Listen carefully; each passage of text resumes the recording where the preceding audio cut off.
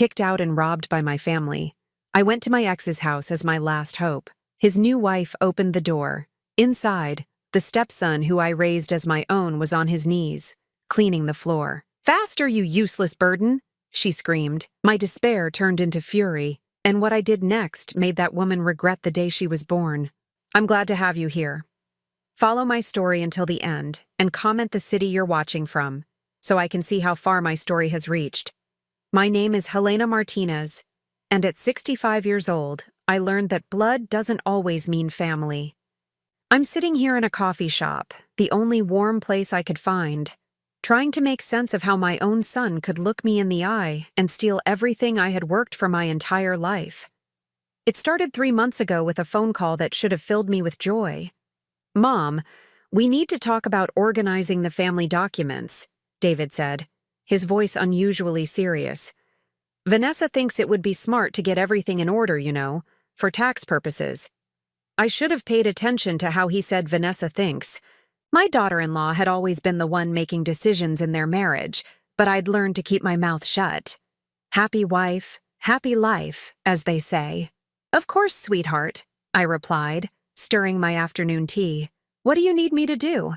"Just come over this weekend."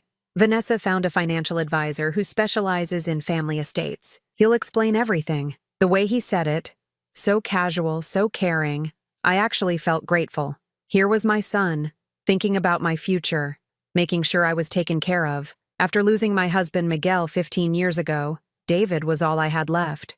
Well, him and the memories of a boy I'd loved like my own, but that's another story. Saturday morning, I dressed in my best navy dress and drove to their suburban home, the house I'd helped them buy with the down payment from Miguel's life insurance. The irony wasn't lost on me later. Vanessa greeted me at the door with her perfect smile, the kind that never quite reached her eyes. She was always put together, always calculating. "Helena, come in. Mr. Davidson is already here." Mr. Davidson turned out to be a young man in an expensive suit who spoke in terms I didn't fully understand. Trust funds, asset transfers, tax optimization. The papers were spread across David's dining table like a financial maze. "Mrs. Martinez," he explained, "your son and daughter-in-law want to ensure your assets are protected. By transferring everything into a family trust, you'll avoid significant tax burdens." I looked at David, sitting across from me with that earnest expression I'd seen since he was a boy asking for permission to stay up late. "Is this really necessary?" "Mom, it's the smart thing to do," he said, reaching across to squeeze my hand. "Everything stays in the family. You'll still have access to everything you need." Vanessa nodded enthusiastically. "Think of it as insurance, Helena. God forbid anything happens to you. But this way, there won't be any legal complications." The way she said "God forbid" made my skin crawl, but I pushed the feeling aside. These were my children, or at least, this was my son and the woman he loved. They wouldn't hurt me. I signed papers for 2 hours, page after page, with Mr. Davidson pointing to signature lines and explaining clauses I didn't understand. David kept reassuring me. Vanessa brought me coffee and smiled that perfect smile. "Just a few more, Mom," David said when I started feeling overwhelmed. "We're almost done." When it was over, Mr. Davidson packed up his briefcase with the efficiency of someone who'd done this many times before. "Congratulations," he told all of us. "Your family estate is now properly structured." I went home that day feeling lighter somehow, like I'd done something responsible. Something Miguel would have been proud of. The first sign something was wrong came 2 weeks later when I tried to pay my property taxes. My bank account was frozen. I called the bank, certain it was some kind of mistake. "I'm sorry, Mrs. Martinez," the representative said after putting me on hold for 20 minutes. "The account shows a legal hold due to asset transfer. You'll need to contact the trust administrator." Trust administrator. The phrase sent a chill down my spine. I called David immediately. "Oh, Mom, don't worry about that," he said, his voice distracted. "I'll take care of the property taxes. That's the whole point of the trust, remember? To make things easier for you. But it didn't feel easier. It felt like I was disappearing. Over the next month, more accounts became inaccessible. My savings, my retirement fund, even the small investment account Miguel had left me. Every time I called David, he had an explanation that sounded reasonable but felt wrong. The trust needs time to process everything, Mom. It's temporary. Vanessa's handling the financial transition. She's better with numbers than I am. Don't you trust us? That last question haunted me. Of course I trusted them. They were family. The final blow came on a Tuesday morning that started like any other. I was watering the geraniums on my front porch when David's car pulled into my driveway.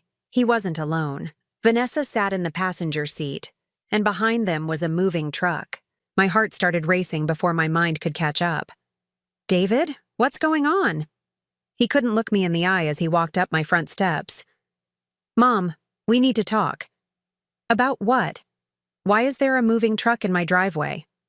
Vanessa got out of the car then, carrying a folder thick with documents. Her smile was gone, replaced by something cold and businesslike. Helena, she said, my name sounding sharp in her mouth. We've found a lovely assisted living facility. It's time. Time for what? I felt like I was drowning, like the ground was shifting beneath my feet. David finally met my eyes, and what I saw there broke my heart. Guilt, yes, but also determination. Mom, you're getting older. This house is too much for you. The trust has arranged for your care. My care? I laughed, but it came out strangled. I don't need care. I'm perfectly fine. Vanessa opened her folder, pulling out papers with an efficiency that suggested she'd been planning this for a long time. The trust documents you signed give us power of attorney for health and financial decisions. We've determined that supervised care is in your best interest. The words hit me like physical blows. Supervised care, power of attorney, best interest. I didn't sign anything about assisted living, I said, my voice getting stronger with panic. I would never agree to that. Page 47, Section C, Vanessa said without emotion. Guardian authorization for residential placement when deemed necessary by the trust administrators. She might as well have been speaking a foreign language, but David translated it for me with his silence. They were taking my home. They were taking everything. You can't do this, I whispered, looking at my son, the boy I'd raised, the man I'd sacrificed everything for. This is my home. Miguel and I built this life together. Mom, David said, and his voice cracked just a little. You'll be taken care of. The facility is really nice. You'll make friends. I don't want friends. I want my home. I want my life. But the moving men were already getting out of the truck, and Vanessa was directing them toward my front door like she owned the place. Which I was beginning to realize she did. The next 3 hours were the longest of my life.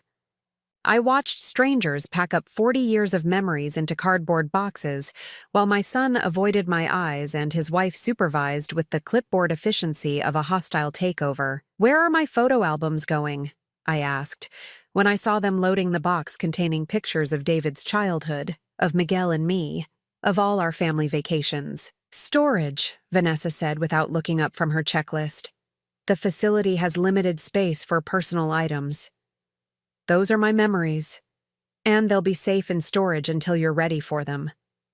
But we both knew I would never be ready for them, because I would never be allowed to have them. As the truck pulled away with my entire life inside it, David handed me a small suitcase. I packed some clothes for you, Mom. Essentials. 65 years of life reduced to essentials that fit in one small bag. The assisted living facility was exactly as nice as David had promised, and exactly as soul-crushing as I'd feared. Clean hallways, friendly staff, activities designed to keep elderly minds busy. A place where people went to wait. But I only stayed one night. The next morning, while the staff was busy with breakfast service, I walked out the front door with my small suitcase and started down the street. I had nowhere to go, no money to my name, and no family left to call. That's when the memory hit me. A memory I'd buried for 15 years, of a house across town where I'd once been happy, where I'd once been needed, where a little boy had called me Mom even though I'd never given birth to him. I started walking toward that memory, not knowing what I'd find there, not knowing if I'd even be welcome. All I knew was that I had nothing left to lose. My feet carried me through neighborhoods I barely recognized, past coffee shops and grocery stores where I used to shop when I had money to spend. With each step, my heart beat a little faster, not from the exertion, but from the growing certainty that I was walking towards something important, something that might save me, or destroy what little hope I had left. The address came to me like muscle memory, even though I hadn't been there in 15 years. 1215 Maple Street. I could have found it in my sleep, could have drawn you a map of every crack in the sidewalk leading up to that blue house with white shutters. As I walked, my suitcase growing heavier with each block, I let myself remember what I'd spent years trying to forget. Miguel had been gone for 6 months when I met Ricardo at the grocery store. I was standing in the cereal aisle, staring at boxes of Lucky Charms and wondering why they even made family-size packages anymore, when this man with kind eyes and graying temples asked if I was all right. "You look like someone who's lost," he said, and his voice was so gentle that I almost started crying right there between the Cheerios and the Frosted Flakes. "I think I am," I admitted, which was more honesty than I'd given anyone in months. That's how it started. With truth in a grocery store aisle and a man who didn't run away from a widow's grief.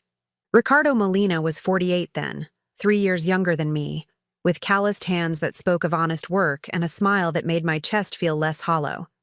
He was a carpenter, divorced, trying to raise his 7-year-old son alone after his ex-wife died in a car accident. "Lucas is having a hard time," he told me on our third coffee date, stirring sugar into his cup with nervous fingers. "He barely talks anymore. Won't eat dinner unless I sit right next to him. I don't know what I'm doing wrong." I thought about David, how he'd been after his father died, how he'd crawled into my bed every night for 3 months, how he'd stopped laughing at cartoons, how he'd asked me every morning if I was going to die too. "You're not doing anything wrong," I said. "He's scared. When someone that important disappears from your life, the whole world feels dangerous." Ricardo looked at me like I'd just solved some impossible puzzle. "Would you like to meet him? Maybe you could help me understand him better." I should have said no. I was still raw from losing Miguel, still figuring out how to be Helena instead of Helena and Miguel. But something about the way Ricardo talked about his son reminded me of how lost I'd felt trying to navigate David's grief alone. Lucas was smaller than I'd expected, all knees and elbows and dark hair that fell into eyes that looked too old for his face. He hid behind his father when Ricardo introduced us, peeking out like a curious animal. "Hi, Lucas," I said, crouching down to his level. "Your dad tells me you like dinosaurs." He nodded without speaking, then disappeared into his room. "See?" Ricardo said, running his hands through his hair. He used to talk my ear off about pterodactyls and velociraptors. Now I can barely get him to say good morning, but I'd seen something in Lucas's eyes, a spark of interest when I mentioned dinosaurs. "Give me 5 minutes with him," I said.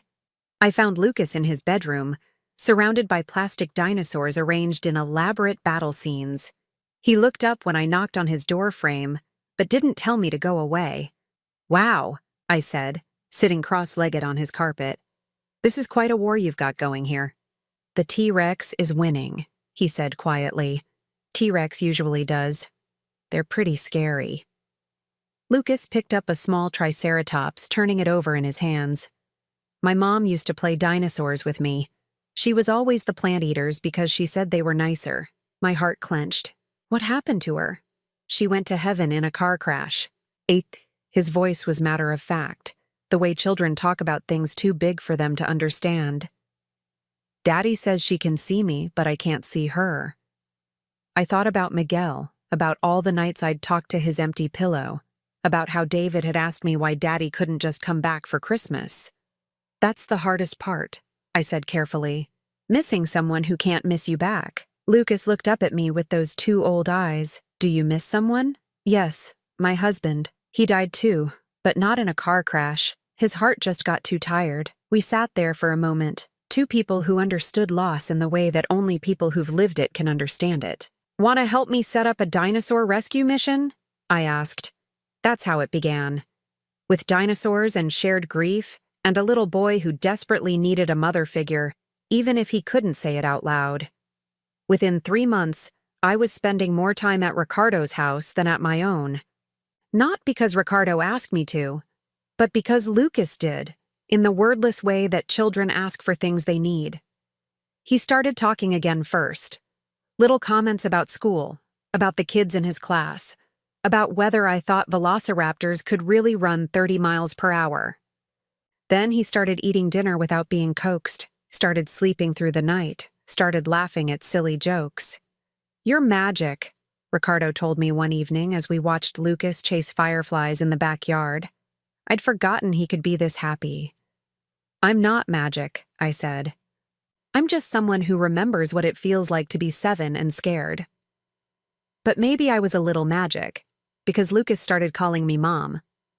Not right away, and not officially. It started as an accident, a slip of the tongue when he was excited about a new book we were reading together. "Mom, look at this picture of a stegosaurus."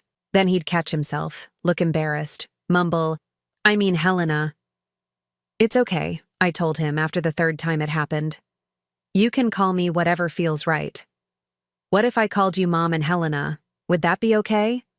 I looked at this sweet boy who'd somehow healed parts of my heart I didn't know were broken, who made me remember what it felt like to be needed for something other than grief management. "That would be perfect," I said. "Ricardo and I never officially lived together, but I might as well have." I had my own key, my own drawer in his dresser, my own spot at their dinner table. I packed Lucas's lunches, helped with homework, read bedtime stories, attended parent-teacher conferences. For 5 years, I was the mother Lucas needed, and he was the child who made me feel whole again. David was grown by then, busy with college and his own life, but Lucas needed me in the immediate, consuming way that only children can need someone. I taught him to tie his shoes, to ride a bike without training wheels, to make pancakes on Saturday mornings.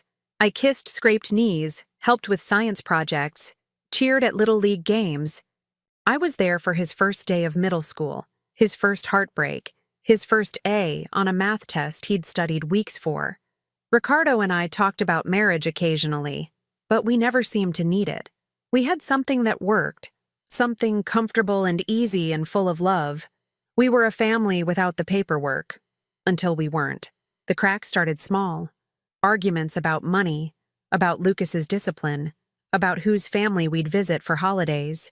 Ricardo thought I was too soft with Lucas, too willing to let him quit activities when they got difficult.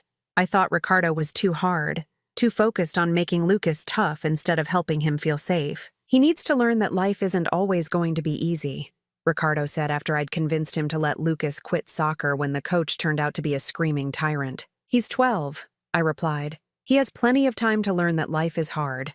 Right now he needs to learn that someone will protect him when it is." These weren't fights exactly, but they were fractures.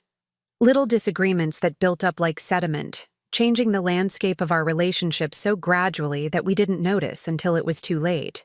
The end came during Lucas's 8th grade graduation. I was sitting in the auditorium, watching him walk across the stage in his blue cap and gown, feeling so proud I thought my heart might burst. That's when Ricardo leaned over and said the words that destroyed everything. "We need to talk about boundaries, Helena. You're not his real mother." The words hit me like a slap. Not his real mother. After 5 years of Band-Aids and bedtime stories, and being the person Lucas called when he had nightmares. "What's that supposed to mean?" I whispered, trying not to make a scene in front of all the other families celebrating their children. "It means you can't make decisions about his life like you're his parent. You're not his parent." I stared at this man I'd loved, this man whose child I'd helped raise, and realized he'd never seen me the way I'd seen myself. I was the girlfriend who helped out, not the mother who belonged. The fight lasted 3 weeks.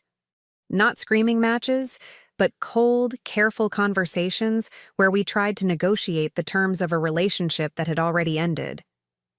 Ricardo wanted me to step back, to be supportive, but not central. I wanted him to admit that I'd earned the right to be Lucas's mother in every way that mattered. Neither of us would budge. "Maybe we need some time apart," Ricardo said finally, "to figure out what this is supposed to look like." "Maybe we do," I agreed, knowing that some kinds of time apart don't end with coming back together. The hardest part was saying goodbye to Lucas. I waited until he was at school, then packed up my things from Ricardo's house while my heart broke with every item I put in boxes. My coffee mug from the kitchen cabinet, my books from the nightstand, the picture Lucas had drawn of our family, stick figures holding hands under a yellow sun.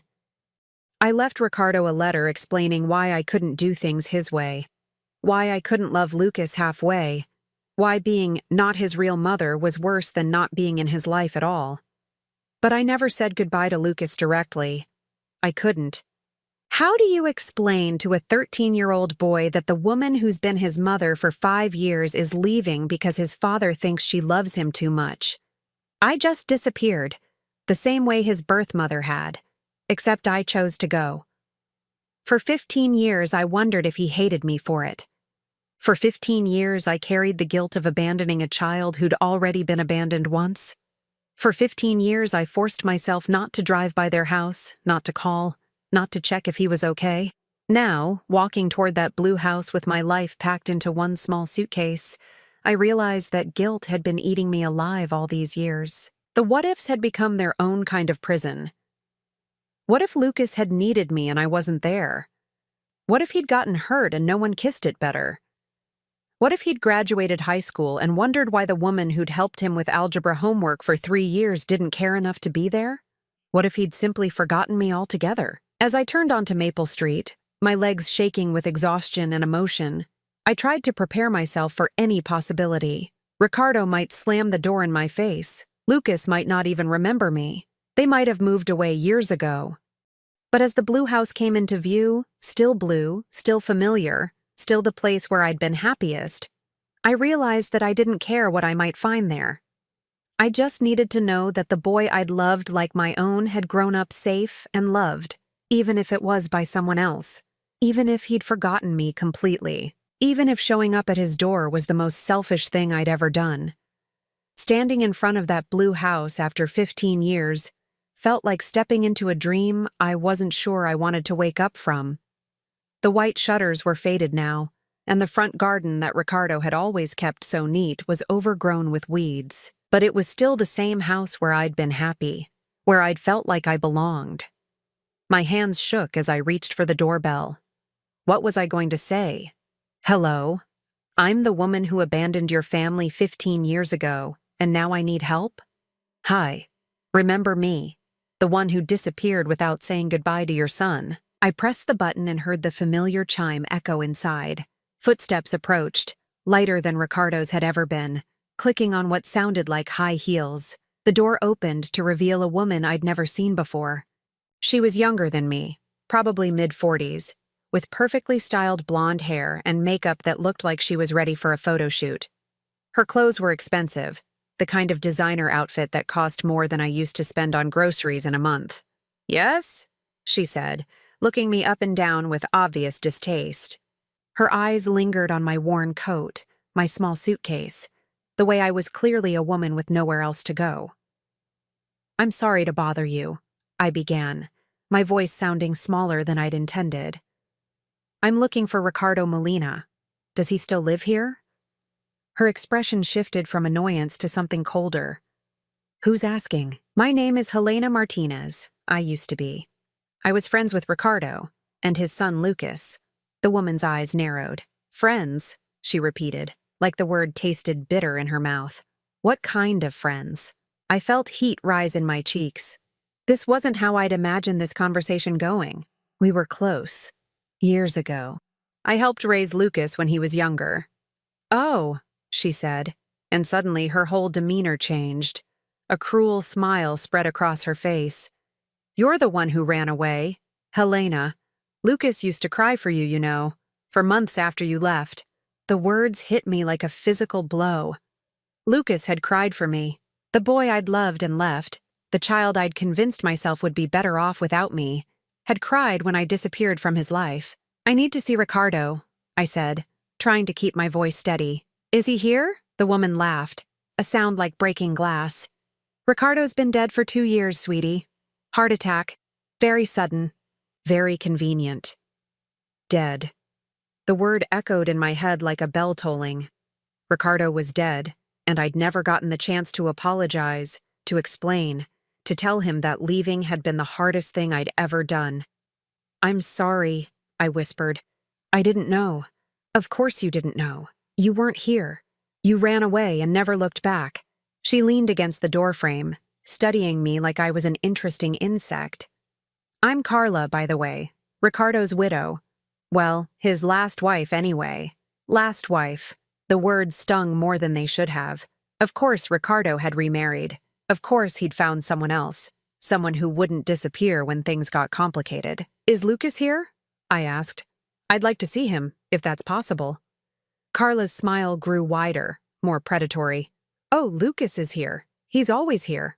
Where else would he be?" Before I could ask what she meant, a sound from inside the house made my blood freeze. It was a voice, raised in anger, echoing through the rooms I'd once known so well. I said faster, "You worthless burden. Do I have to do everything myself?" It was Carla's voice, but harsher, crueler than the artificially sweet tone she'd been using with me.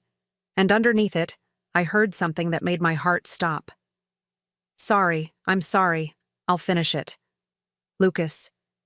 That was Lucas's voice, older and deeper than the 13-year-old boy I'd left behind, but unmistakably him. And he was apologizing, the way I'd heard children apologize when they were afraid. I pushed past Carla without asking permission, following the sound of voices toward the kitchen. What I saw there would haunt me for the rest of my life. Lucas was on his hands and knees on the kitchen floor, scrubbing tiles with a brush and bucket of soapy water. But this wasn't the Lucas I remembered. This was a young man, maybe 28 years old now, but he looked older, worn down by something I couldn't name. His clothes were old and ill-fitting, his hair too long and unkempt, his shoulders curved inward like he was trying to make himself smaller. And standing over him, arms crossed and expression disgusted, was Carla. "You missed a spot," she said, pointing to an area of floor that looked perfectly clean to me. "And when you're done with that, the toilets need scrubbing. The guest bathroom is disgusting." Lucas looked up to respond, and that's when our eyes met. I watched 15 years collapse in his face. The little boy I'd loved, the teenager I'd abandoned, the man he'd become all flickered across his features in the space of a heartbeat. His mouth opened, but no sound came out. "Helena?" he whispered finally, his voice breaking on my name. I couldn't speak, couldn't breathe. This beautiful, kind boy who used to make me pancakes on Saturday mornings was on his knees, being treated like a servant in his own father's house. "What are you doing here?" Carla demanded, but I barely heard her. All I could see was Lucas, still kneeling on the floor, looking at me like he'd seen a ghost. "Lucas," I said, finding my voice. "What's happening here?" He started to answer, but Carla cut him off. "Nothing that's any of your business. You lost the right to ask questions about this family when you abandoned them. Abandoned them." The word hung in the air between us like an accusation. And maybe it was true. Maybe I had abandoned them. But looking at Lucas now, seeing the fear in his eyes, the way he flinched when Carla raised her voice, I knew that whatever I'd done 15 years ago was nothing compared to what was happening to him now. "Lucas, stand up," I said firmly. "Please." He looked at Carla, asking permission with his eyes. The fact that he needed permission broke my heart all over again. "He's busy," Carla said. "He has chores to finish." Unlike some people, Lucas understands the value of hard work. "This isn't hard work," I said, my voice getting stronger with anger. "This is abuse." Carla laughed. "Abuse? Lucas has a roof over his head, food to eat, clothes on his back. All he has to do is earn his keep. Some of us believe in personal responsibility." I looked around the kitchen, really looked this time. The counters were spotless, the appliances gleaming, the floor clean enough to eat off of. This wasn't about cleaning. This was about power, about keeping Lucas down, about making him feel worthless. "How long has this been going on?" I asked Lucas directly, ignoring Carla completely. "Since Dad died," he said quietly, still not standing up. "It's okay, Helena. Really. I don't mind helping out." Helping out. As if scrubbing floors on his hands and knees was just lending a hand around the house. "Where's your room?" I asked, dreading the answer. Lucas glanced at Carla again. That same look of asking permission. In the basement. It's fine. It's warm down there. The basement. They had him living in the basement like he was some kind of unwanted relative, some burden to be hidden away. This is his father's house, I said to Carla, my voice rising. Ricardo left this house to Lucas. Carla's smile turned nasty. Actually, Ricardo left this house to his wife. That would be me. Lucas is welcome to stay as long as he contributes to the household. Contributes to the household. I was beginning to understand exactly what that meant. What about Ricardo's life insurance? His savings? Lucas should have inherited something. Medical bills, Carla said with a shrug. Ricardo was sick for months before he died. Very expensive. There wasn't much left after the hospital took their cut. She was lying. I could see it in the way her eyes shifted, in the casual cruelty of her smile. Ricardo had been a successful carpenter with a good reputation. He would have had savings, investments, something to leave his son. Lucas, I said, kneeling down beside him on the floor. Look at me. He turned his head, and I saw something that made my chest tight with rage. There was a fading bruise on his jaw, yellow-green around the edges like it was a week or two old. Who did this to you? I asked, reaching out to touch his face. He pulled back instinctively. I fell, he said quickly. I'm clumsy sometimes. Fell. The same lie children tell when they're protecting someone who hurts them. I stood up slowly, my joints aching from the long walk, but my mind crystal clear for the first time in months. Everything else, David's betrayal, losing my house, being thrown out with nothing, all of that faded into background noise. This was what mattered. This boy I'd loved.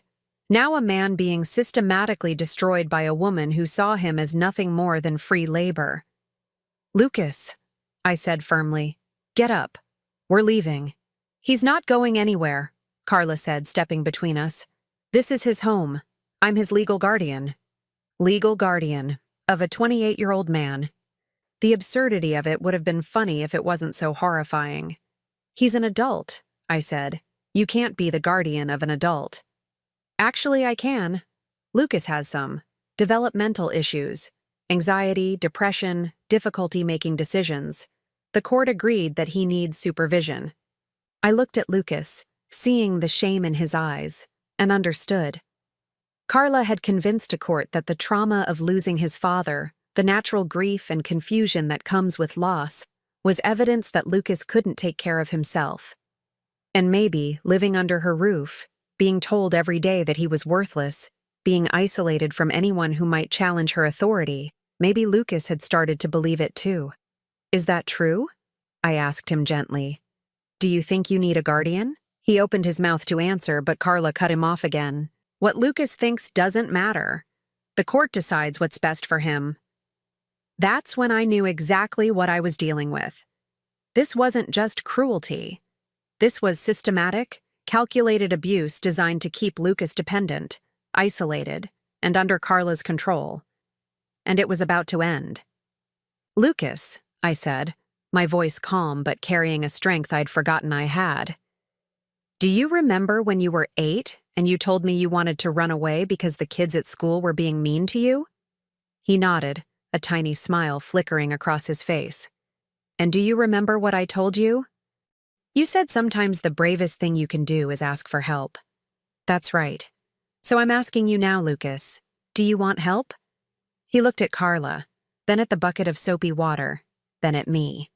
When he spoke, his voice was barely a whisper, but it was the strongest thing I'd heard all day. Yes, he said. Please. I want help. Carla's face went white with rage. You can't just waltz back in here after 15 years and destroy this family. Lucas is fine. He's safe. He's cared for.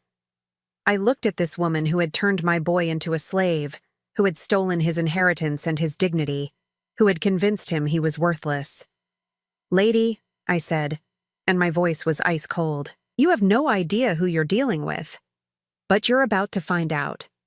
The moment Lucas said he wanted help, something shifted inside me. The scared, broken woman who had arrived at this door disappeared, replaced by someone I'd almost forgotten existed, the woman who had fought for her son when he was bullied at school, The woman who had worked 3 jobs to keep food on the table after Miguel died. The woman who had loved this boy enough to walk away when she thought it was best for him. I was done being a victim. "Lucas, go pack a bag," I said, not taking my eyes off Carla. "We're leaving. Now." "He's not going anywhere," Carla snarled, stepping closer to me. "You can't just show up here and steal him away. I'll call the police." "Go ahead and call them," I said calmly. I'd love to explain to a police officer why a 28-year-old man is living in a basement and scrubbing floors like a servant. Lucas hadn't moved. He was still kneeling on the floor, looking between us like he was watching a tennis match that would determine his fate. "Lucas," I said, gentler now, "you don't have to be afraid anymore. Stand up." "Don't you dare," Carla hissed. "Lucas, stay where you are. You know what happens when you don't listen to me." The threat in her voice was unmistakable, and I saw Lucas flinch. That's when the last of my self-control snapped. "What happens, Carla?" I asked, my voice deadly quiet. "Tell me what happens when Lucas doesn't obey you." She realized her mistake immediately, but it was too late. The mask had slipped and we all knew it. "I don't know what you're implying," she said, trying to regain her composure. "Lucas is treated very well here. He has everything he needs." "Everything he needs?" I laughed, but there was no humor in it. Like a bedroom in the basement? Like bruises on his face? Like being called worthless? Lucas finally stood up, the bucket of dirty water forgotten at his feet. "Helena, you don't understand. After Dad died, Carla took care of everything. The hospital bills, the funeral, all of it. I owe her." "You owe her?" I turned to look at him. This sweet boy who had been broken down so thoroughly that he believed he deserved this treatment. "Lucas, you don't owe anyone for basic human decency. I'm not smart like Dad was," he said, and the defeat in his voice made my heart ache. "I can't handle money or legal stuff. Carla says I'd lose everything if I tried to manage it myself." "What legal stuff? What money?" Carla stepped forward quickly. "That's private family business." "He is my family," I said, the words coming out fiercer than I'd intended. "He's been my family since he was 7 years old." "You left him," Carla shot back. "You walked away and never looked back. Some family." She was right, and the truth of it hit me like a punch to the gut. I had left him. When things got complicated with Ricardo, when I couldn't figure out how to love Lucas without losing myself in the process, I had taken the coward's way out and disappeared. But I was here now. "You're right," I said, and both Carla and Lucas looked surprised. "I did leave. I made a terrible mistake, and I've regretted it every day for 15 years. But I'm not leaving now. Not ever again." I turned to Lucas, really looking at him for the first time since I'd arrived. Under the worn clothes and unkempt hair, under the defeat and fear, I could still see traces of the bright, curious boy who used to help me make pancakes on Saturday mornings. "Lucas, I need you to trust me. Can you do that?" He nodded slowly, and I saw something flicker in his eyes that might have been hope. "Good. Now tell me about your father's will. What exactly did Carla inherit?" "Everything," Carla said before Lucas could answer. "The house, the business, the bank accounts, all of it." "That doesn't sound right," I said, remembering the Ricardo I'd known. He loved Lucas more than anything. He wouldn't have left him with nothing. "Well, he did," Carla said with a shrug. "Maybe that tells you something about how he felt about Lucas's ability to handle responsibility." I watched Lucas's face crumple at her words, and something inside me roared to life. This woman had been systematically destroying his self-worth, convincing him that his own father hadn't trusted him, that he was too incompetent to deserve an inheritance. "Where's the will?" I asked. "Safely stored away." "Not that it's any of your business." "Lucas, did you see the will? Did anyone read it to you?" He shook his head. "Carla handled everything. She said it was too complicated for me to understand." Of course she did. I was beginning to see the whole picture now. A grieving young man, overwhelmed by his father's sudden death, relying on his stepmother to navigate the legal complexities. A stepmother who saw an opportunity and took it. "I want to see that will," I said. Carla laughed. And I want $1 million. We don't always get what we want, do we? Actually, I said, pulling out my phone, I think we might. Lucas, as Ricardo's son, you have the right to see any legal documents that affect your inheritance. If Carla won't show them to you, we can get a court order. You can't afford a lawyer, Carla said. But I heard uncertainty in her voice for the first time. She was wrong about that. Before I'd married Miguel, before I'd become a housewife and mother, I'd worked as a paralegal for 15 years. I knew my way around the legal system, and more importantly, I knew when someone was hiding something. I don't need to afford one, I said. Probate records are public. I can look up Ricardo's will myself. The color drained from Carla's face. You're bluffing. Am I? Tell you what, let's find out. Lucas, get your coat. We're going to the courthouse. Stop, Carla said. And for the first time since I'd arrived, she sounded desperate. Fine. You want to see the will? I'll show you the will. She disappeared upstairs, leaving Lucas and me alone in the kitchen. I wanted to hug him, to tell him everything was going to be okay, but I could see how fragile he was, how years of abuse had taught him not to trust good things. I'm scared, he said quietly, and his honesty broke my heart. I know you are, but Lucas, you're not a little boy anymore. You're a grown man and you have rights. You don't have to live like this. What if she's right? What if I really can't take care of myself? I looked at this gentle soul who had been convinced he was worthless and saw the truth that Carla had been hiding. Lucas wasn't incompetent. He was traumatized. There's a difference. Do you remember? I said softly. When you were 10 and you saved up your allowance for 3 months to buy your dad a new hammer for Father's Day? He nodded, a small smile touching his lips. And you did all that research to find the best one? And you comparison shopped at 4 different stores to get the best price? Dad loved that hammer, he said, and his voice was stronger. That's right. And do you remember when you were 12 and you taught yourself guitar so you could play Happy Birthday for Me? You cried, he said, and now he was really smiling. I cried because I was so proud of you. Lucas, smart isn't just about handling money or understanding legal documents. Smart is about being kind and thoughtful and determined. And you've always been the smartest person I know in all the ways that matter. We heard Carla's footsteps on the stairs, and Lucas's expression grew guarded again. She appeared with a folder in her hands, but her demeanor had changed.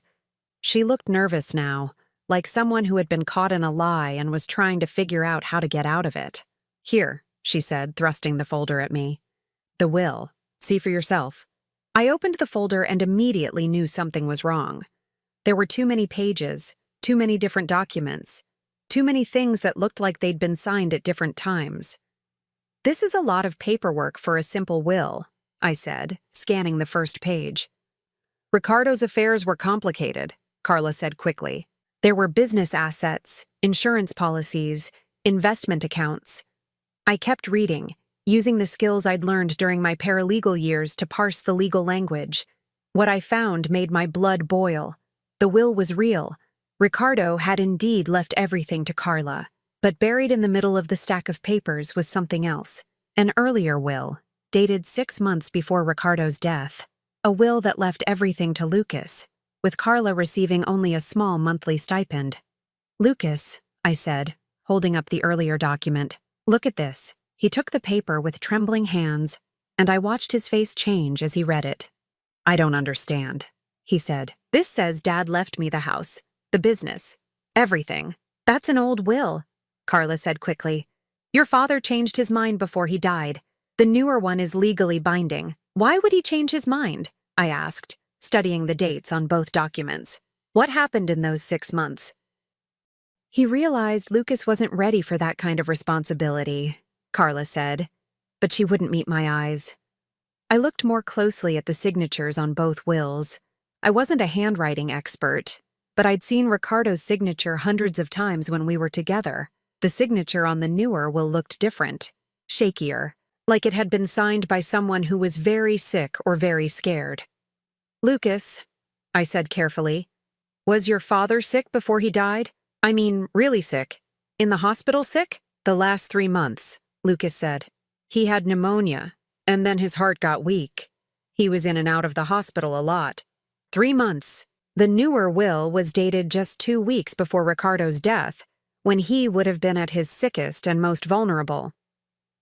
Who was with him when he signed this? I asked Carla.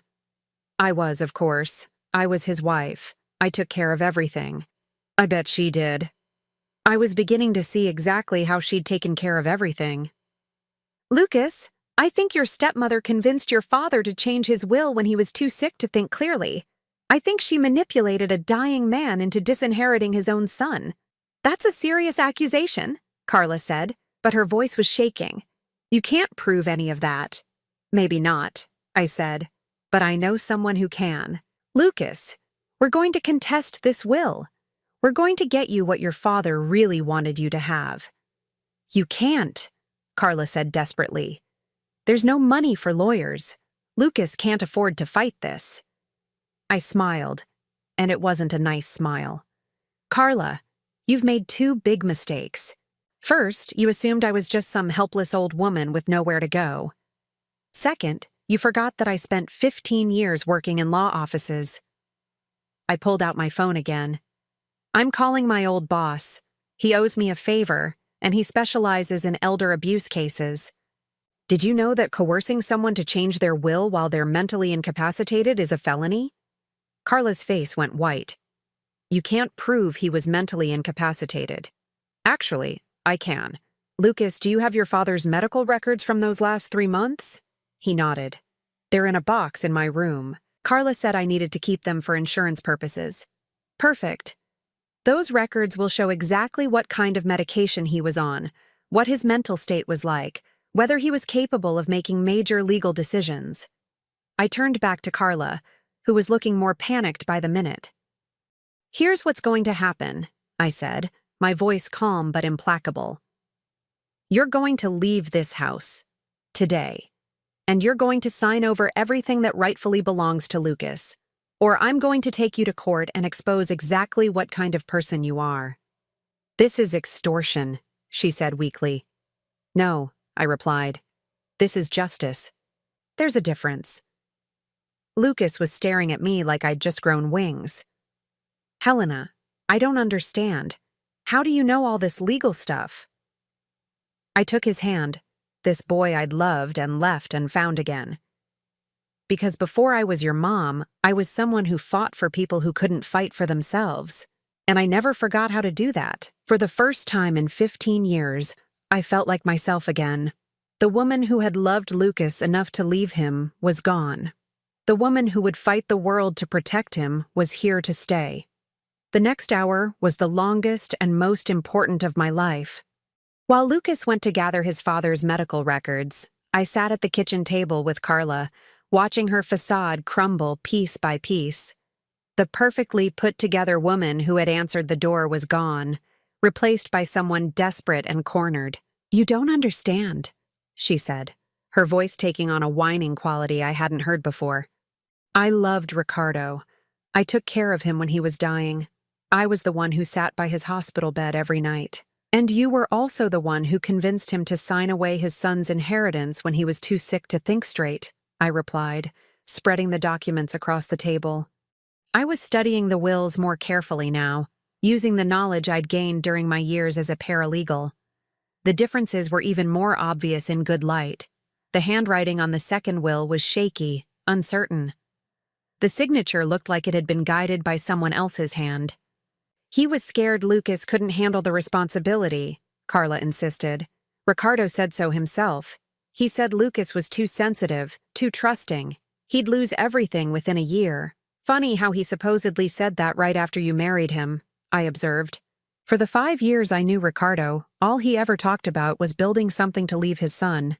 He was obsessed with making sure Lucas would be taken care of. People change, she said weakly. Yes, they do. Especially when someone is manipulating them. Lucas appeared in the doorway carrying a cardboard box, and I could see his hands shaking. I found them, he said, all of Dad's hospital records. I gestured for him to sit down beside me. Lucas, I need to ask you some hard questions about your father's last months. Can you do that? He nodded, though I could see the pain in his eyes. Tell me about his mental state. Was he confused? Did he have trouble remembering things? The medication made him foggy, Lucas said slowly. Sometimes he'd forget what day it was, or he'd think I was still 13 years old. The doctors said it was normal with the drugs they were giving him for his heart. I looked at Carla, who had gone very pale. And who was making his medical decisions during this time? I was, Carla said quickly.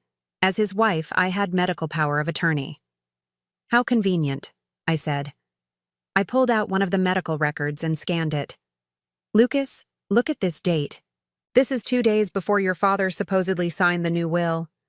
According to his chart, he was on morphine, Ativan, and 2 different heart medications that are known to cause confusion and disorientation. Lucas stared at the paper, and I watched understanding dawn on his face. Dad wasn't thinking clearly, not even close, I confirmed. A first-year law student could get this will thrown out based on these medical records alone. But the lawyers said it was legal, Carla protested. They witnessed the signature. What lawyers? I asked. I'd like their names. She hesitated just long enough to tell me she was lying. I don't remember their names. It was a while ago. Carla, in most states you need 2 disinterested witnesses for a will to be valid. That means 2 people who don't benefit from the document. Who witnessed Ricardo's signature? 2 nurses from the hospital, she said, but her voice was getting smaller. Nurses who worked for you? Who you might have influenced or paid. It wasn't like that. I was building my case methodically, the way I'd learned during my paralegal years.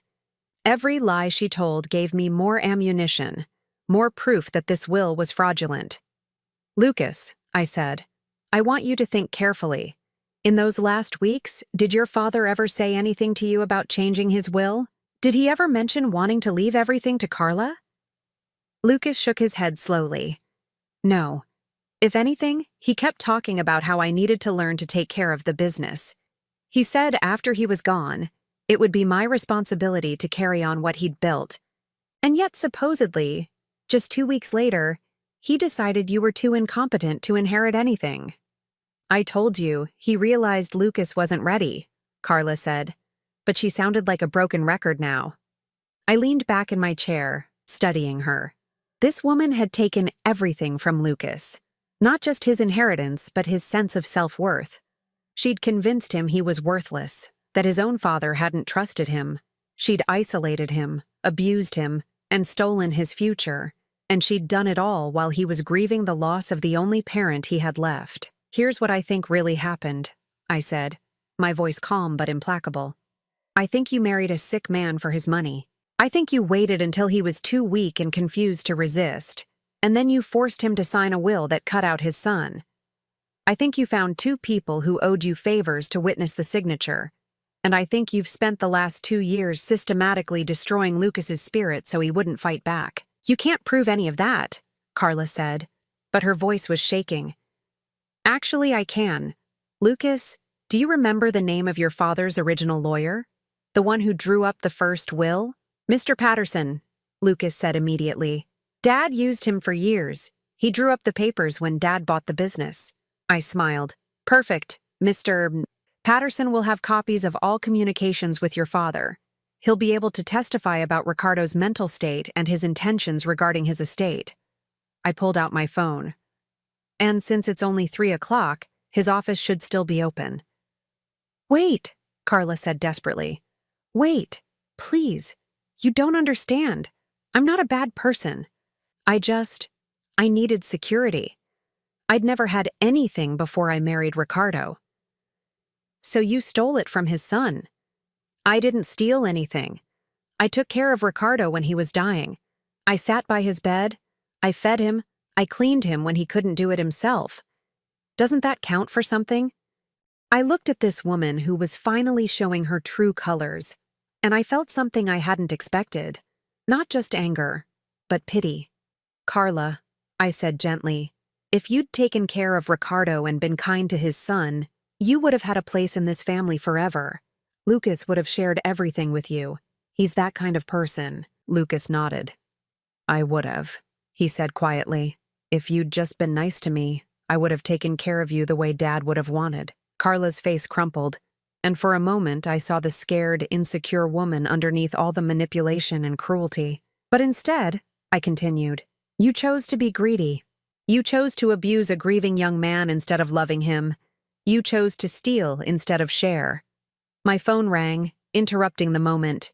I glanced at the screen and felt my heart sink. It was David, my son, the one who had stolen everything from me and thrown me out of my own home. Excuse me, I said to Lucas and Carla. I need to take this. I walked into the living room and answered the call. Mom, where are you? David's voice was sharp with panic. The facility said you left. You can't just disappear like that. I didn't disappear, David. I left. There's a difference. Mom, please be reasonable. Come back to the facility. We can work this out. I looked back toward the kitchen, where Lucas was sitting at the table studying his father's medical records, finally beginning to understand what had been done to him. No, David. I'm not coming back. I'm exactly where I need to be. What's that supposed to mean? Mom, you're scaring me. Good, I said, and I meant it. For the first time in your life, you should be scared, because I'm not your victim anymore. I hung up before he could respond and turned off my phone. David's problems would have to wait. Right now, Lucas needed me. When I returned to the kitchen, Carla was crying. Not the manipulative tears I'd seen her use on Lucas, but real, ugly sobs of someone whose world was falling apart. I don't have anywhere to go, she said through her tears. This house is all I have. You should have thought of that before you stole it, I replied, though I said it without cruelty. I sat down beside Lucas and took his hand. What do you want to do? This is your decision to make. He looked at Carla, then at me, then at the papers spread across the table. I want what Dad really wanted me to have, but I also want to do the right thing. That was the Lucas I remembered. Even after everything she'd done to him, his first instinct was still kindness. What would be the right thing? I asked, curious to hear his answer. Dad's will left Carla $500 a month for life. If I get everything back, I'd still honor that. It's what Dad wanted. $500 a month. A safety net, but not a fortune. Enough to live modestly, but not enough to live in luxury at someone else's expense. Carla looked up sharply. $500 a month? That's nothing. I can't live on that. It's more than Lucas has been living on, I pointed out. How much allowance have you been giving him? She didn't answer, which was answer enough. Here's my offer, I said to Carla. You sign over the house, the business, and all of Ricardo's assets to Lucas, where they belong. In return, Lucas will honor the original will and pay you $500 a month for the rest of your life. You'll have 1 week to pack your things and find somewhere else to live. And if I refuse? I smiled, and it wasn't entirely pleasant. Then I call Mr. Patterson. We contest the will in court, and I make sure everyone in this town knows exactly what kind of person you are. You'll get nothing, and you'll face criminal charges for elder abuse and fraud. Carla sat in silence for a long moment, weighing her options. Finally, she looked up at Lucas. You'd really pay me $500 a month? Even after everything I've done? Lucas nodded. It's what Dad wanted. I won't go back on his word. But you're not required to let her abuse you anymore, I added firmly. She takes the money and leaves you alone, or the deal is off. Carla wiped her eyes and straightened her shoulders. For the first time since I'd met her, she looked almost human. Okay, she said quietly. I'll sign the papers. 3 hours later, we sat in Mr. Patterson's office while he drew up the documents that would restore Lucas's inheritance. The lawyer, a kind-faced man in his 60s, had been appalled to learn what had happened to his old client's son. I never liked that will, he told us as he prepared the paperwork. When Carla brought it to me to probate, something felt wrong about it, but I didn't have grounds to contest it at the time. Well, now you do, I said, watching as Carla signed document after document, legally transferring everything back to its rightful owner. When it was over, Lucas owned his father's house, his carpentry business, and a bank account that had been much larger than Carla had led him to believe. Not wealthy, but comfortable, secure, free. As we left the lawyer's office, Carla walked to her car without saying goodbye. But just before she got in, she turned back to Lucas. "I'm sorry," she said, and for once I believed she meant it. "I was scared and I made bad choices. I know that's not an excuse, but I'm sorry." Lucas nodded. "I forgive you," he said simply, "but I never want to see you again." She drove away, and I watched the last of Lucas's tormentors disappear from his life. We stood on the sidewalk outside the lawyer's office, and I realized that for the first time in 15 years, Lucas was truly free. "What happens now?" he asked, and his voice was different, stronger. Like he was remembering who he used to be before Carla broke him down. I looked at this young man I'd helped raise, this boy I'd loved and lost and found again, and I realized something wonderful. I was home. 6 months later, I woke up in the blue house on Maple Street for the 100th morning in a row, and it still felt like a miracle. The sun was streaming through the kitchen windows as I made coffee, listening to the sounds of Lucas getting ready for work upstairs. He'd taken over his father's carpentry business and was slowly building it back up after years of Carla's neglect. The clients were returning, drawn by the same quality craftsmanship that had made Ricardo's reputation. "Morning, Mom," Lucas said as he came downstairs, and my heart still skipped a beat every time he called me that. "Morning, sweetheart. Coffee's ready." He poured himself a cup and sat at the table, the same table where we'd confronted Carla all those months ago, but now it was covered with business invoices and project sketches instead of legal documents and lies. "Mrs. Henderson wants me to build her a deck," he said, showing me a rough drawing he'd made. "It's a big job, probably take me 3 weeks." "That's wonderful," I said, settling into the chair beside him. "You're booked solid through Christmas." It was true.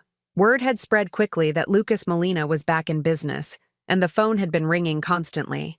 Turns out people had missed Ricardo's son more than they'd realized. Lucas had changed so much in these past months. The defeated, broken young man I'd found scrubbing floors had been replaced by someone confident and capable.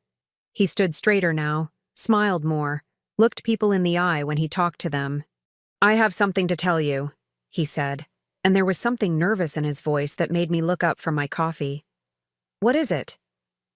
"I've been talking to Dr. Martinez about buying her rental property next door." I knew the house he meant. A small, neat bungalow with a garden that backed up to this one. "That's a good investment," I said carefully, wondering why he seemed nervous about it. "I wasn't thinking of it as an investment exactly." He took a deep breath. "I was thinking you could live there. I mean, if you wanted to. It would be your house, not mine. Your own place, but close enough that we could have dinner together every night if you wanted."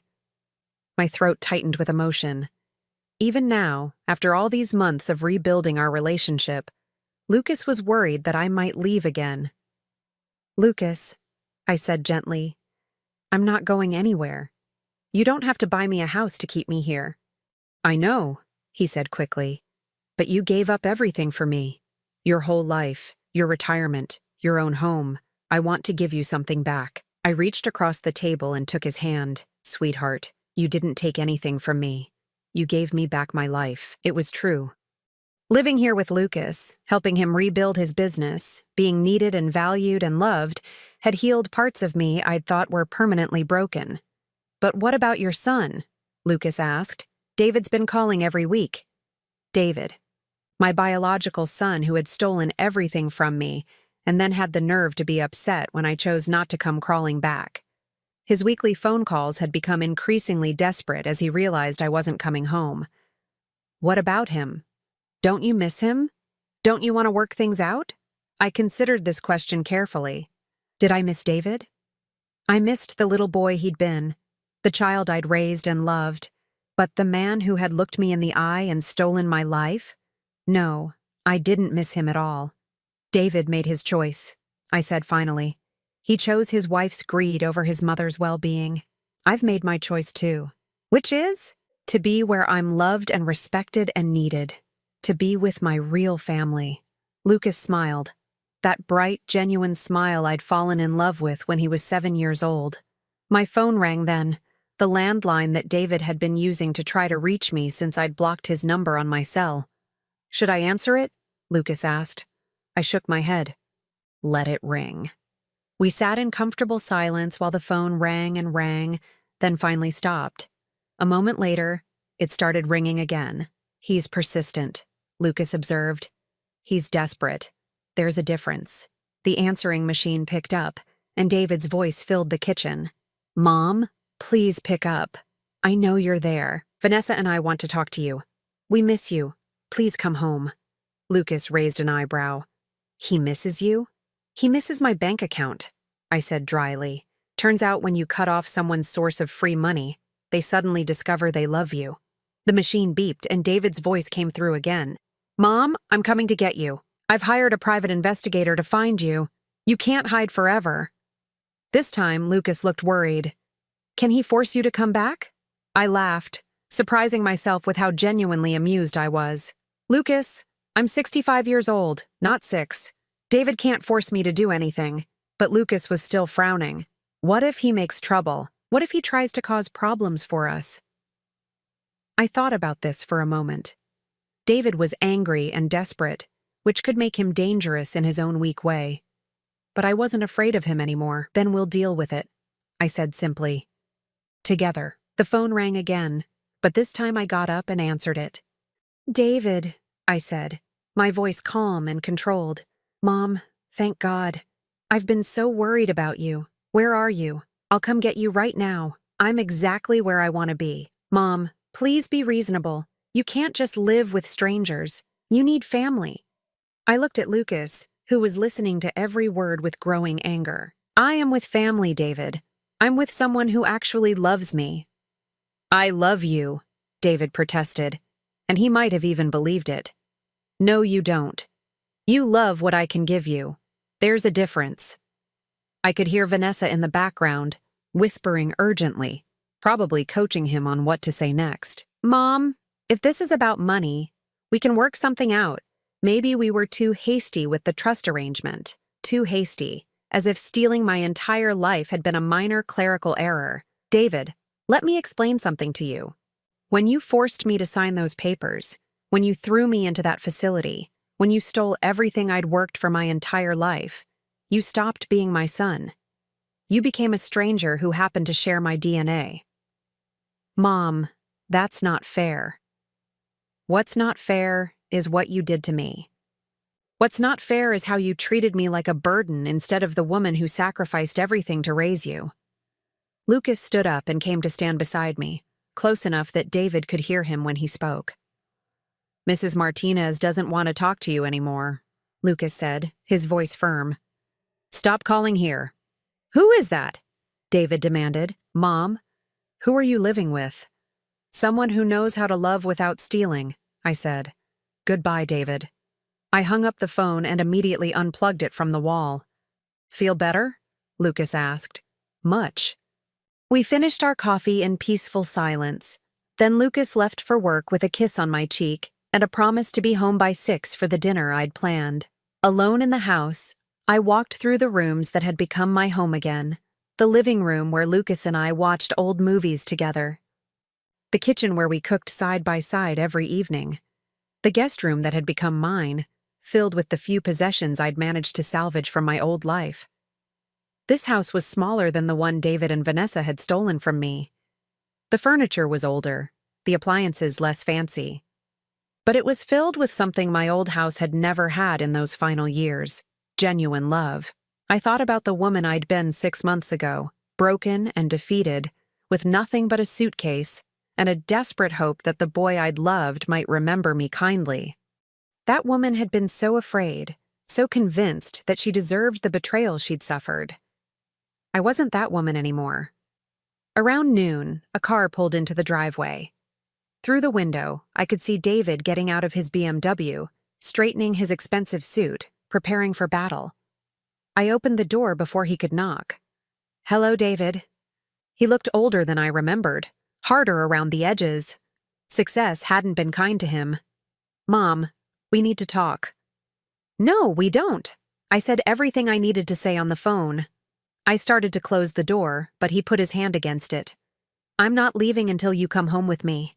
I opened the door wider and stepped onto the porch, making it clear I wasn't inviting him in. "This is my home now." He looked around dismissively at the modest neighborhood, the older houses, the working-class cars in the driveways. This?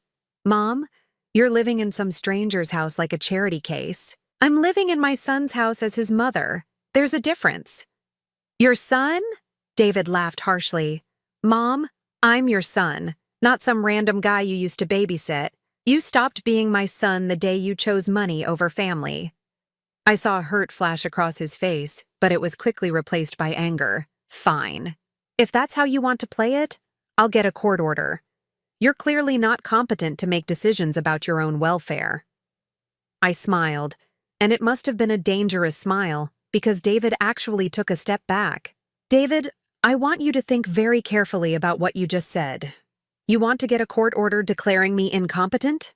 If that's what it takes. Based on what evidence? That I chose to live somewhere I'm loved instead of somewhere I'm exploited? That I walked away from people who stole from me? That I found happiness after you tried to destroy my life? His face was getting red, the way it used to when he was a child and couldn't get his way. You can't just disappear and pretend we're not family. I didn't disappear. I left. And we stopped being family when you decided I was worth more to you as a bank account than as a mother. A pickup truck pulled into the driveway behind David's BMW.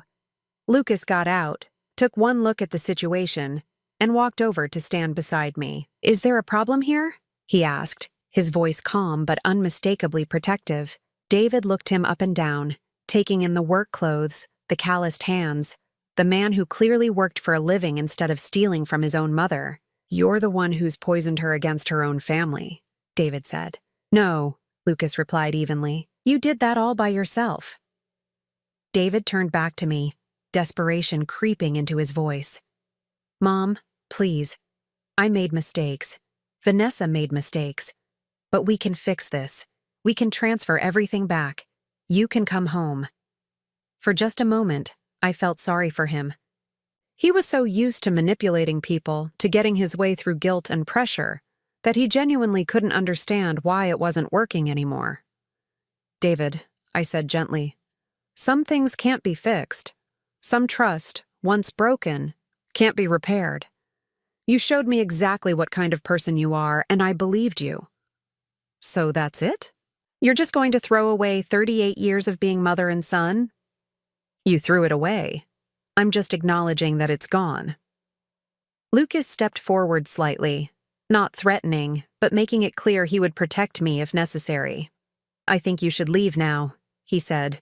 David looked between us, seemed to realize that he'd lost this battle, and turned to go. But at his car, he turned back. This isn't over, Mom. You're my family, and I'm not giving up on you. I watched him drive away, feeling nothing but relief. Are you okay?